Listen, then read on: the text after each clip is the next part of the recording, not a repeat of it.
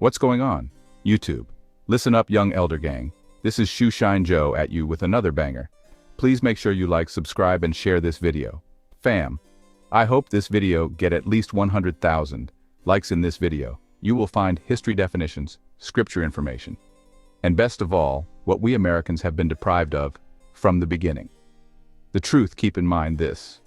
Content used in this video is intended for entertainment, educational, and informational purposes only. We will give you the total truth as we best understand it today. Be sure to hit that like button. Young elder gang, hit that subscribe button if you're new to the channel, hit that bell, and don't forget to check back with us every day for new content. In the beginning, there were words, promises made between nations. The young United States, seeking allies and security, turned to the Native American nations. Councils were held, pipes of peace smoked, and treaties drafted, solemn pacts between sovereign powers. The U.S. recognized tribes as distinct political entities, capable of making war and peace. These treaties were meant to be the law of the land, as sacred as the Constitution.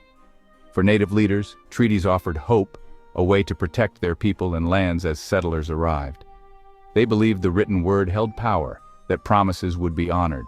Treaties were sacred bonds, pledges before the Creator, meant to secure a peaceful future. Early agreements spoke of perpetual peace and friendship, drawing boundaries to protect native lands. For a moment it seemed coexistence was possible, that words could build a bridge of respect. But a foundation built on words can be easily undermined. The hope of those early treaties soon began to fade. The ink was barely dry before promises unraveled. The pressures of a growing nation, hungry for land, proved stronger than words of peace. America's relationship with indigenous peoples became a story of broken promises, a history marked by betrayal, reshaping the continent and millions of lives.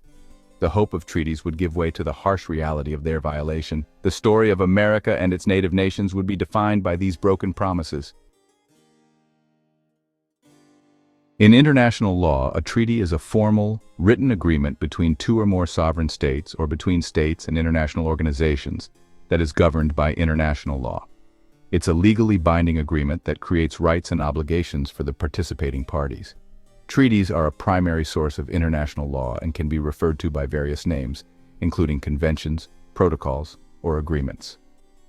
Binding agreement. Treaties are not mere political declarations, they are legally binding on the parties that have consented to be bound by them. The Vienna Convention on the Law of Treaties specifies that treaties must be in written form to be legally valid.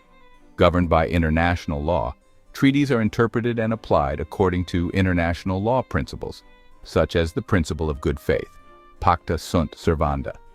While the term treaty is common, these agreements can also be called conventions, protocols, agreements, covenants, or charters. Treaties can be bilateral, between two states, or multilateral, between more than two states. Treaties are a primary source of international law, alongside customary international law and general principles of law. Some well-known treaties include the Geneva Conventions, regarding the protection of people affected by war, and the Paris Agreement on climate change. The enforcement of treaties relies on the good faith and commitment of the participating states. It's important to distinguish treaties from less formal international agreements like memoranda of understanding, which are not legally binding. The first treaty between the U.S. and a native nation was the Treaty of Fort Pitt, 1778, with the Lenape. The Americans, fighting the British, promised protection and even suggested an Indian state with congressional representation. This vision of inclusion was never realized. Instead, the Lenape faced violence and betrayal, most tragically the Gnadenhutten massacre of 1782. The Treaty of Fort Pitt became an early symbol of American betrayal. Soon after, the Treaty of Hopewell, 1785-86, with the Cherokee, Choctaw, and Chickasaw, promised peace and boundaries. The government pledged to protect tribal lands and remove illegal settlers. But these promises were hollow. Settlers ignored boundaries, and the government failed to act. When tribes protested, they were pressured into new treaties, ceding more land. The Treaty of Hopewell's permanent border was redrawn again and again. Each new treaty was a fresh wound, a reminder of promises broken. The cycle of hope and betrayal had begun. In the Ohio Valley, native confederacies resisted American expansion, winning early victories. After defeat at Fallen Timbers in 1794, tribes were forced into the Treaty of Greenville. They ceded vast territories in Ohio and Indiana in exchange for a permanent boundary. The U.S. promised to protect remaining tribal lands. For the tribes, it was a bitter loss, but also a last hope for security. That hope was short-lived. The Treaty of Fort Wayne, 1809, violated Greenville, as Governor Harrison persuaded a few chiefs to sell millions of acres. Key leaders like Tecumseh were excluded and rejected the sale. Tecumseh argued the land belonged to all tribes, not just a few. The U.S. government's tactic: sign treaties with compliant factions, then claim legitimacy. This divide-and-conquer strategy sowed dissent and undermined native unity. Huge tracts of land were acquired through deception. The spirit of previous agreements was broken, even if the letter remained. The pattern of broken promises and lost land accelerated. Native resistance grew, but so did American expansion. The treaties became tools for dispossession, not protection. The hope of coexistence faded into a struggle for survival. The push westward would only intensify. By the 1820s, the U.S. sought more land, especially in the South. The 5 civilized tribes, Cherokee, Creek, Choctaw, Chickasaw, Seminole, had adopted many American ways, hoping for peace. Their success made their lands even more desirable. States like Georgia passed laws to abolish tribal governments, violating federal treaties. Calls for removal grew louder. President Andrew Jackson made Indian removal a central policy. In 1830, Congress passed the Indian Removal Act, giving the president power to negotiate new treaties. Tribes were offered land in the West in exchange for their ancestral homelands. The act was presented as humane, but the reality was coercion and force. The government used bribery, threats, and withheld payments to force tribes to sign. The choice: sign and move, or face violence and destruction. The Indian Removal Act was a declaration of war on native sovereignty. It set the stage for one of the darkest chapters in American history. The era of forced migration had begun. The consequences would be devastating. The Cherokee Nation resisted removal through the courts, winning Worcester v. Georgia in 1832. The Supreme Court affirmed Cherokee sovereignty, but President Jackson refused to enforce the ruling. Georgia and the federal government ignored the law. A small group of Cherokee leaders, losing hope, signed the Treaty of New Dakota in 1835, ceding all Cherokee lands east of the Mississippi. Most Cherokee, led by Chief John Ross, the $5 imposter, rejected the treaty as fraudulent. The U.S. Senate ratified it anyway. In 1838, the Army arrived to enforce removal. Thousands of Cherokee were rounded up at gunpoint, forced from their homes, and held in camps. The forced march west, the Trail of Tears, began. Over 16,000 Cherokee traveled more than 1,000 miles through brutal conditions. Disease, hunger, and exposure claimed over 4,000 lives. The Trail of Tears became a symbol of broken promises and suffering. This was not just a broken treaty, it was ethnic cleansing. The U.S. government acted in defiance of its own laws and highest court. The Trail of Tears remains a scar on the nation's conscience. The cost of broken promises was measured in lives lost and cultures shattered. The Cherokee's story was echoed across the continent. The march of sorrow was far from over. Westward expansion brought new waves of betrayal. The California Gold Rush of 1848 led to violence and dispossession for native tribes. In 1851 to 52, federal commissioners negotiated 18 treaties with over 100 California tribes, promising reservations and protection. The tribes, facing annihilation, signed in hope.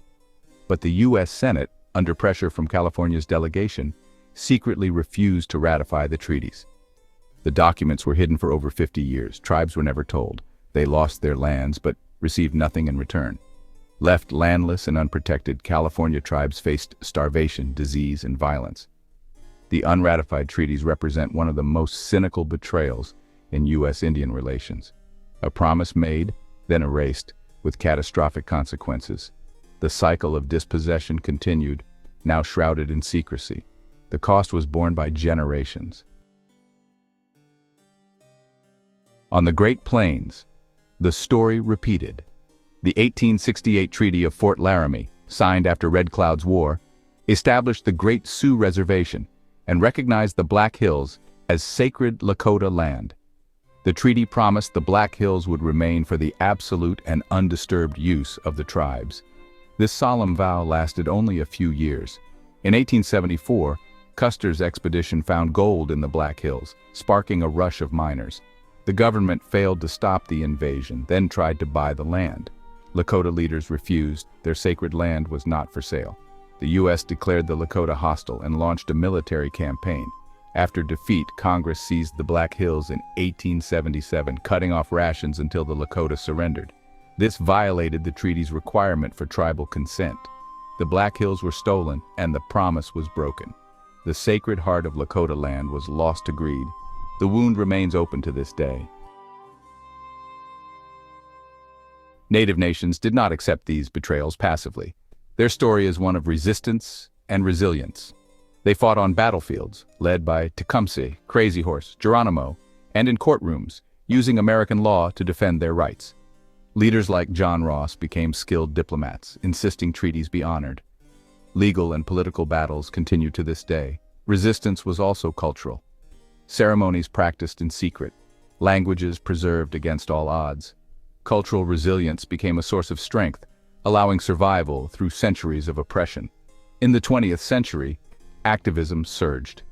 The American Indian movement and the Trail of Broken Treaties brought national attention to treaty rights. The fight for justice and sovereignty is ongoing. The spirit of resistance endures. Native nations continue to demand respect for their rights and treaties. Their resilience shapes the future.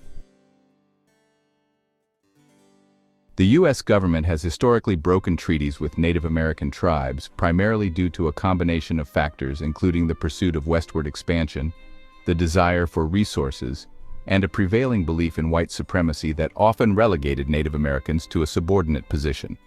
This resulted in the U.S. prioritizing its own interests and expansionist goals over the legal and moral obligations established in treaties with tribal nations.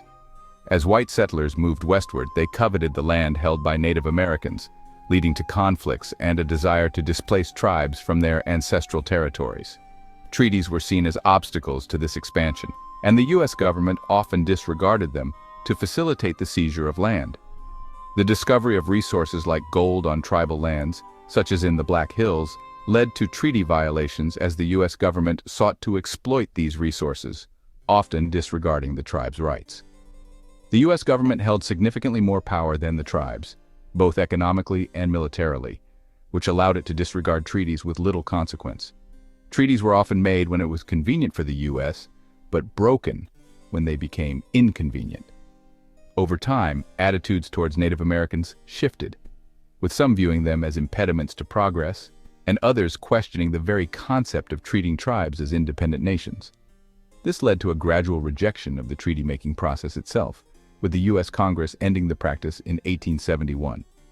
Some argued that Native American tribes were wards of the government, needing guidance and control, rather than being treated as sovereign nations with their own rights. This paternalistic viewpoint further justified the violation of treaty obligations.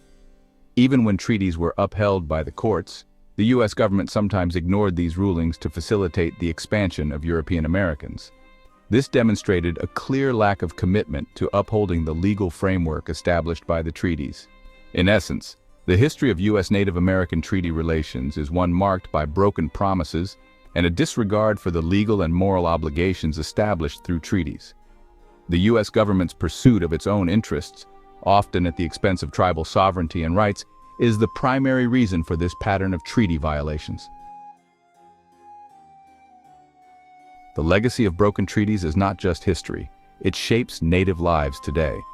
Massive loss of land has led to economic hardship and severed connections to sacred places. Forced removals and cultural destruction created lasting trauma and identity crises. High rates of poverty, poor health, and social challenges are direct results of these policies. Yet Native nations lead movements to protect land and water, as seen at Standing Rock. The Supreme Court has ruled the Black Hills seizure illegal. The Lakota refused monetary settlement, insisting the land be returned. Remembering this history is crucial, not to assign guilt, but to understand the truth of how America was built. Honoring treaties means supporting indigenous sovereignty and rights today. It means listening to Native voices and acknowledging that old promises still matter. The story of broken treaties is a wound in America's heart. Healing begins with honesty and a commitment to justice. The future depends on facing the past. Only then can we build a more just nation.